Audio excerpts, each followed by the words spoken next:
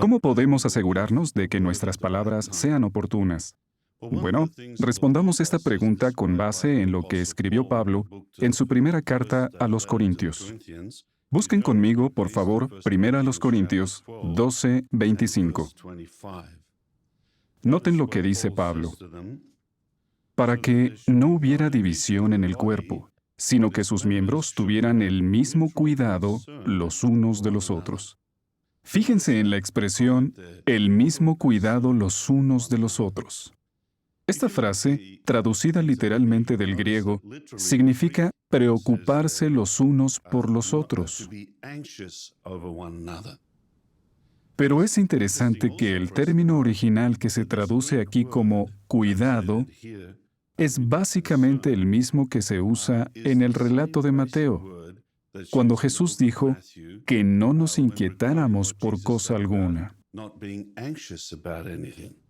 Parece contradictorio, ¿no? Por un lado, Jesús dice que nunca nos inquietemos, pero por otro, Pablo dice que nos preocupemos los unos por los otros. ¿Cómo puede ser eso? Bueno, es obvio que esta palabra tiene distintos significados o connotaciones según el contexto. Estaría mal que nos inquietáramos por las cosas materiales, especialmente si esto se debe a que nos falta fe. Pero es bueno que nos inquietemos o nos preocupemos por los hermanos, claro, de manera sana, y que eso nos impulse a actuar a favor de ellos. Ahora, si buscan la carta a los Filipenses, notarán que Pablo usa la misma palabra griega cuando describe al joven Timoteo en Filipenses 2:20.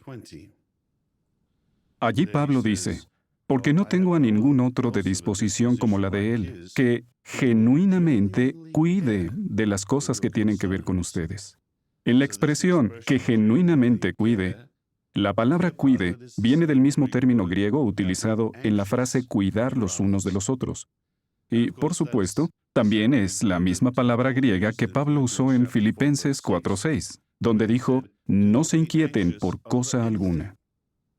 En este momento, quizás estén pensando, a ver, no entiendo. Es la misma palabra griega, pero primero se nos dice que no nos inquietemos y luego que sí nos preocupemos por otros. Bueno, podemos ilustrarlo con la palabra celos. En general, la idea que transmite la palabra celos es negativa, pero en ciertas circunstancias puede tener una connotación positiva. Tomemos, por ejemplo, a un cónyuge que se da cuenta de que su pareja está empezando a desarrollar sentimientos románticos hacia otra persona.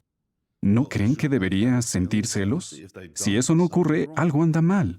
En esa situación, los celos son positivos. De manera parecida, sería incorrecto que nos inquietáramos por las cosas materiales o por tratar de triunfar en este mundo. Pero sí sería apropiado que tuviéramos una inquietud o preocupación sana por los demás. Entonces, ¿cómo se demuestra esta preocupación legítima? Expliquemos primero cómo no se demuestra. En 1 de Pedro 4:15, que de seguro recuerdan, se dice que no debemos ser entremetidos. Así que preocuparnos por otros no significa que estemos tratando de averiguar todo acerca de ellos. También, 1 Timoteo 5:13 advierte sobre ser chismosos y entremetidos en asuntos ajenos. De modo que preocuparnos por los demás de esa manera sería inapropiado, ¿verdad? Entonces, ¿cómo podemos interesarnos sanamente los unos por los otros?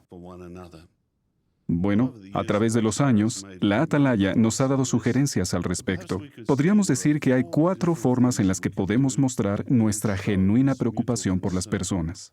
La primera es interesarnos sinceramente en los demás, pero con interés genuino. No se trata de solo preguntar, ¿cómo estás? Y ni siquiera esperar la respuesta.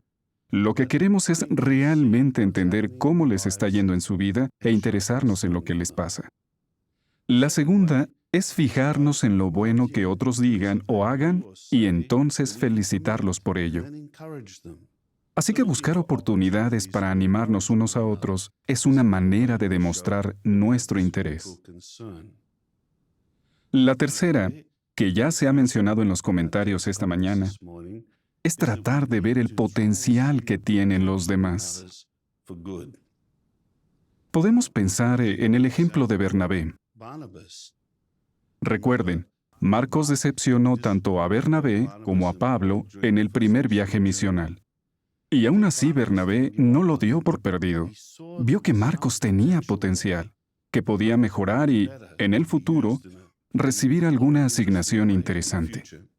Así que Bernabé ayudó a Marcos a desarrollar su potencial y, por supuesto, todos conocemos el resultado. Marcos fue muy útil, no solo para Bernabé, sino para Pablo también. Incluso tuvo el honor de escribir un relato de la vida de Jesús. ¡Qué privilegio tan maravilloso! Por lo tanto, como Bernabé, debemos fijarnos en los jóvenes, los nuevos, en realidad en todos, para tratar de ver el potencial que tienen y entonces animarlos a servirle a Jehová lo mejor que puedan. En cuarto lugar, nos gustaría mencionar que es necesario demostrar que confiamos en los demás. El apóstol Pablo es un buen ejemplo. Busquemos en la Biblia la carta a los Hebreos. Recuerden que cuando Pablo escribió a los cristianos hebreos, tuvo que corregirlos más de una vez. Por ejemplo, algunos se estaban alejando de la congregación porque se habían distraído. Otros habían permitido que se les endureciera el corazón. Y otros actuaban como niños al servir a Dios. Por decirlo así, se alimentaban solo de leche, de enseñanzas básicas, y no se estaban nutriendo adecuadamente en sentido espiritual. Todo esto podría haber predispuesto el modo de pensar de Pablo, y su carta podría haberse tornado muy negativa. Pero vean en Hebreos 10:39 lo que les dice Pablo a estos hermanos. Hebreos 10:39. Ahora bien, nosotros no somos de la clase que se retrae para destrucción, sino de la clase que tiene fe que resulta en conservar viva el alma. ¿No es ese un comentario muy positivo? Sí, y estaba dirigido a quienes quizás habían sido irresponsables con sus obligaciones. Y noten que allí Pablo dice, nosotros no somos.